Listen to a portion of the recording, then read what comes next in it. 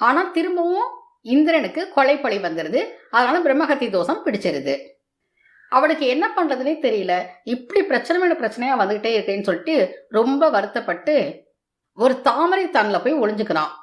ஏற்கனவே தேவகுருவும் இல்ல, இப்ப தேவர்களோட தலைவனையும் காணோம். உடனே புது தலைவனை நியமிக்கணும்னு சொல்லிட்டு தேவர்களா முடிவு பண்றாங்க. ஆனா யார வேணா தேவர்கள் தலைவனா ஆக்க முடியாது. அதுக்குன்னு சில தகுதிகள்லாம் இருக்குது. மண்ணுலகத்துல ஆட்சி செஞ்சுக்கிட்டு இருந்த நகுடன்கிற அரசன் தான் 100 அஸ்வமேத யாகம் நடத்தி தேவர்கள் தலைவனாகிற தகுதியோட இருந்தான்.